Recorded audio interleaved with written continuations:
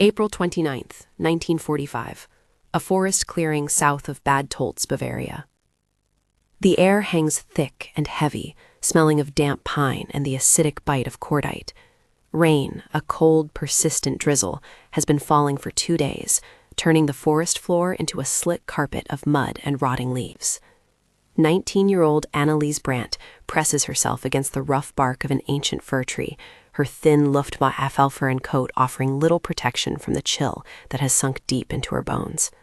The gray wool is stained with mud and something darker she refuses to look at.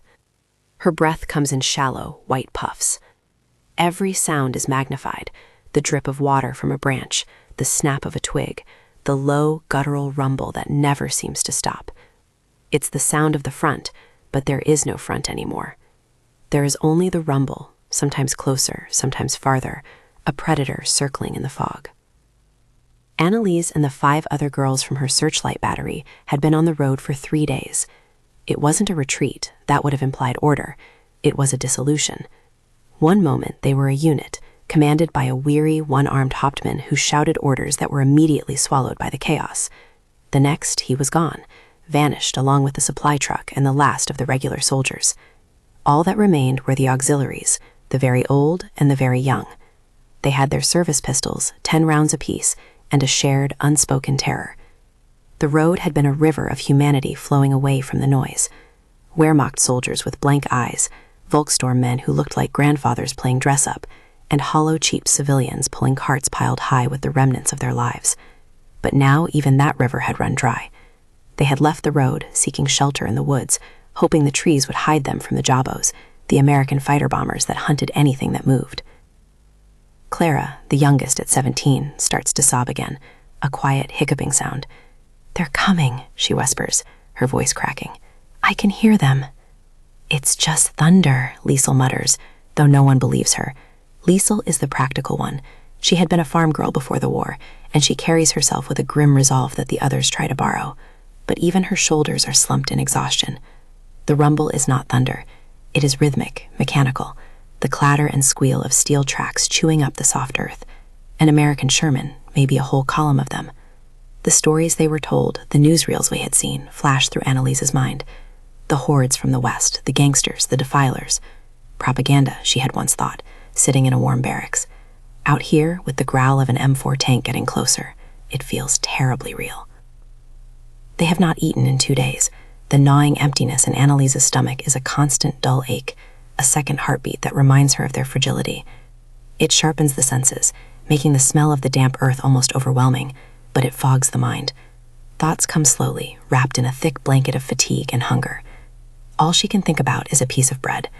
Not a feast, not the cakes and pastries of her childhood, but one simple, dense slice of dark rye bread. The memory of its taste is so vivid it makes her mouth water, a cruel trick her body plays on her. A new sound cuts through the rumble, the sharp crack of a rifle, startlingly close. Then another. Shouts, in a language she doesn't understand. English. The sounds are clipped, forceful. Not the German they barked in training films, but something faster, more fluid. Clara's sobs turn into a choked gasp. Liesel grabs her pistol, her knuckles white. "Get down," she hisses, her voice barely a whisper. The girls flatten themselves behind fallen logs and thick roots, the wet ground soaking through their uniforms instantly. Anneliese fumbles for her own Walther PPK, the cold steel a poor comfort in her trembling hand. It feels like a toy. What is she supposed to do with it? The men shouting in the woods are not training targets. They are real, and they are here. The mechanical growl is another now, directly ahead. Through the misty rain and the thick lattice of branches, she sees it. A shape. Boxy, olive drab, impossibly large. It lurches to a stop, its cannon pointing blindly into the trees. Then figures detach from its shadow, moving with a confident, deliberate crouch. They are ghosts in the gloom, and they are moving toward them. The American soldiers moved unlike anyone Anneliese had ever seen. They were not the stiff, marching figures from the weekly newsreels, nor were they the desperate, scurrying shapes of the retreating Wehrmacht. They moved with a fluid economy, a predator's grace, their bodies low to the ground. Their uniforms, a shade of dark green Anneliese had only seen on forest leaves, seemed to melt into the dripping woods.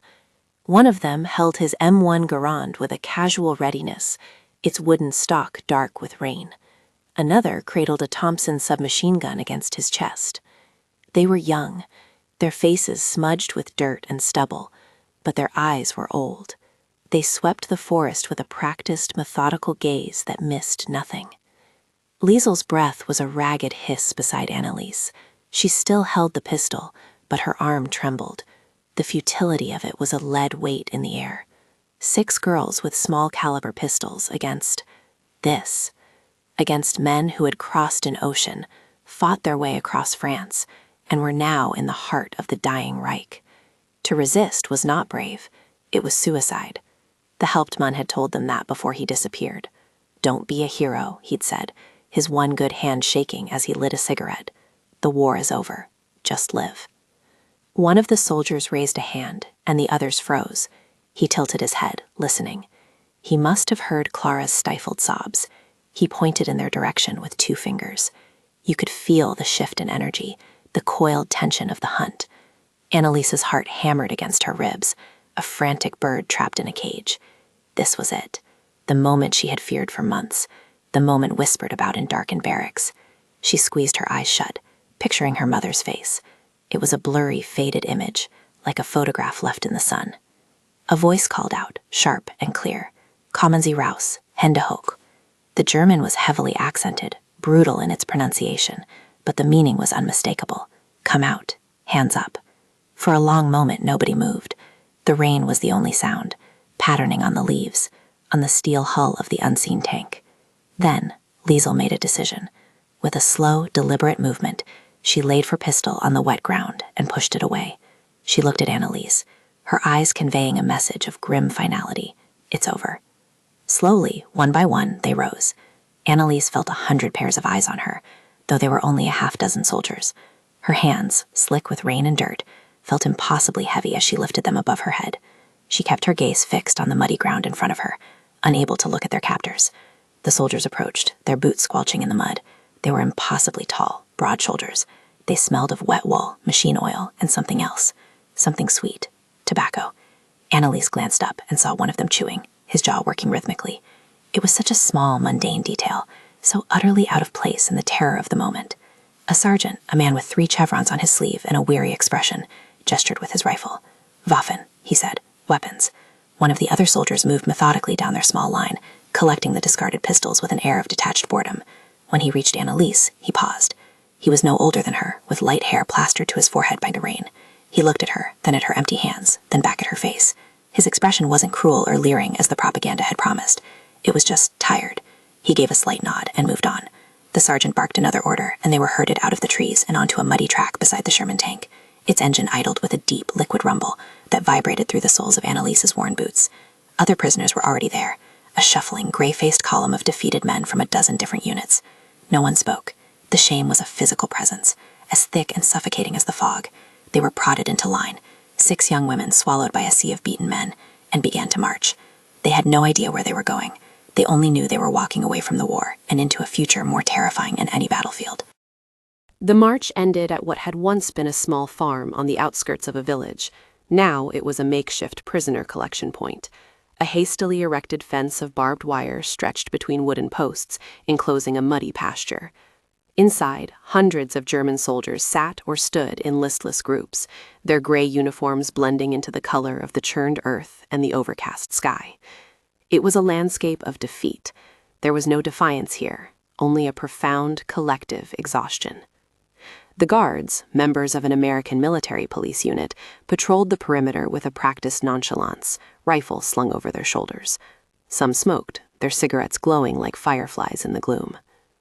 The smell of the camp hit Annalise first, a sour cocktail of unwashed bodies, mud, latrine trenches, and damp wool.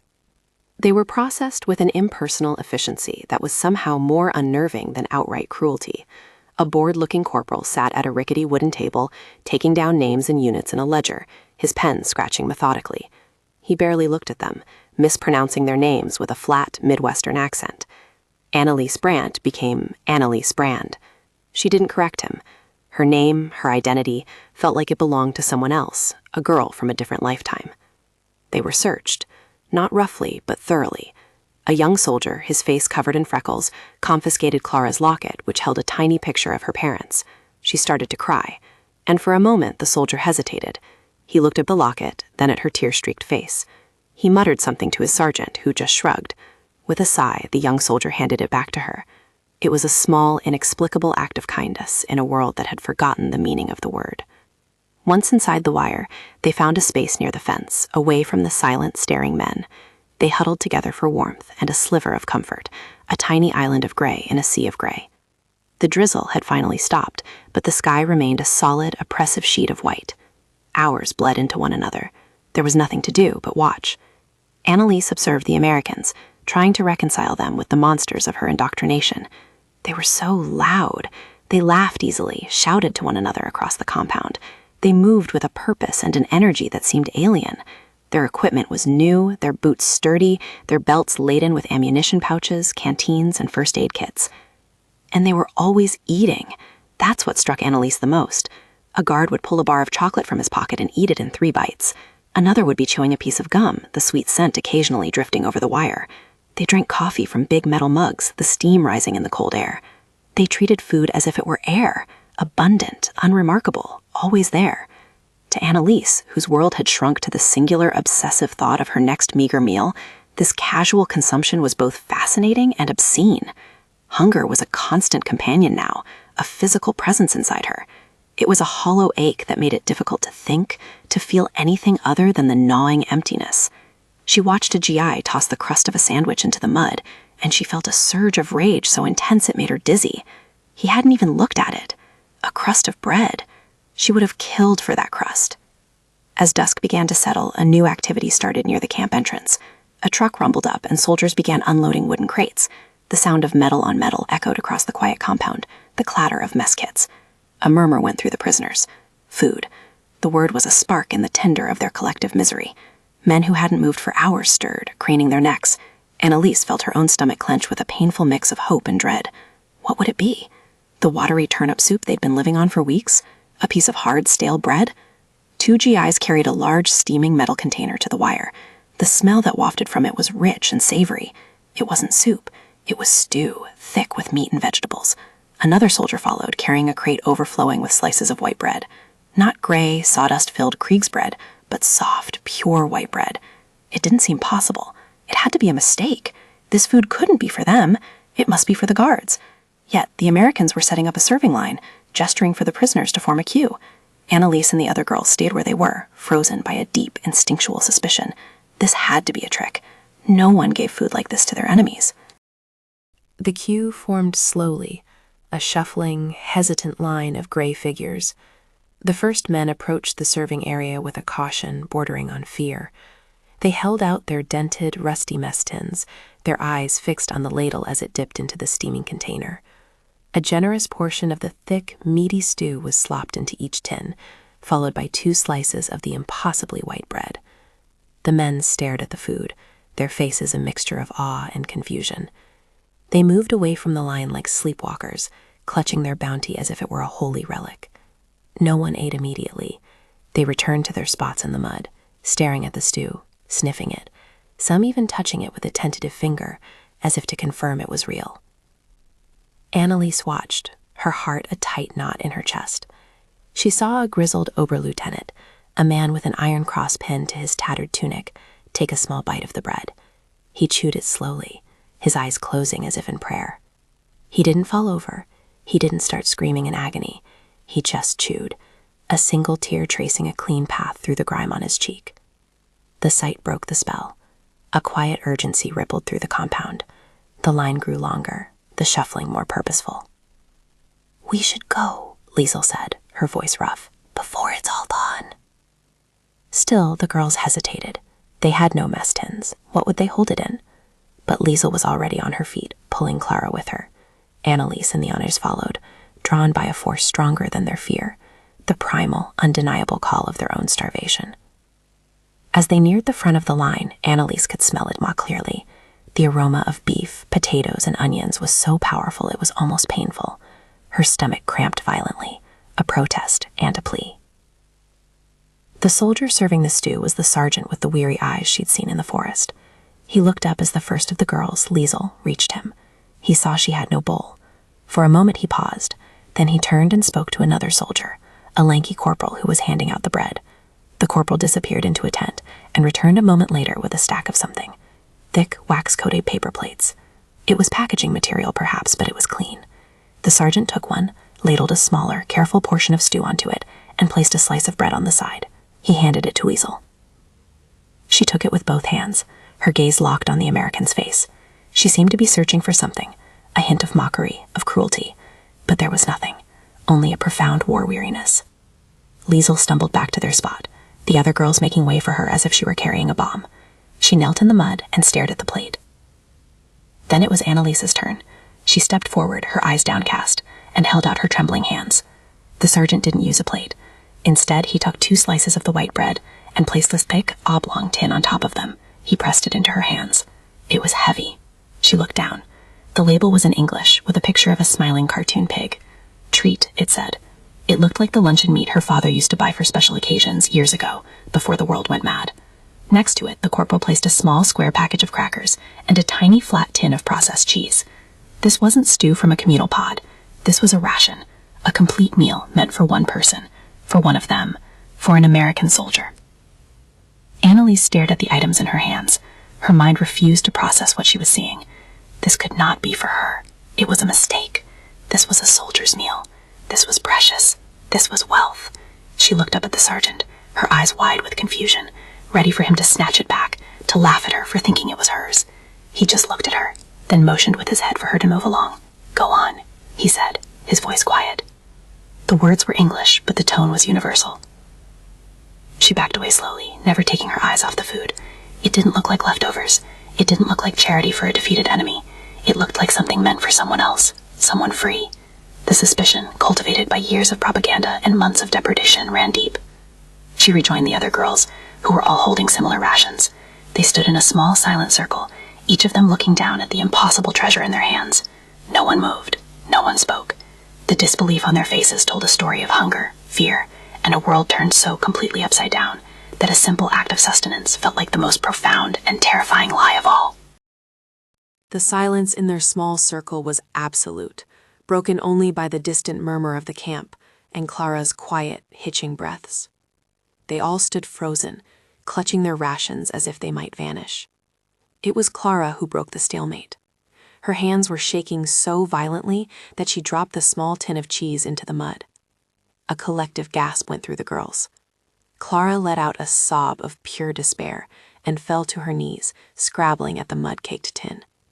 Liesel knelt beside her, pulling her back gently. "It's all right," she murmured, her own voice unsteady. "It's all right." She took a corner of her filthy tunic and began to wipe the mud from the tin, her movements slow and deliberate. That small, clumsy accident seemed to shatter the paralysis. Another girl, Greta, who had been a stoic observer until now, fumbled with the paper on her package of crackers. The crinkling sound was unnaturally loud. With trembling fingers, she pulled one out. She held it up, a perfect, pale square, examining it as if it were an alien artifact. Then, with a sudden, desperate motion, she put it in her mouth. The crunch echoed in the stillness. All eyes were on her. She chewed once, twice, her eyes wide and unblinking. She didn't keel over. She didn't choke. A tear slid down her face, and she let out a long, shuddering sigh. It was the only permission they needed.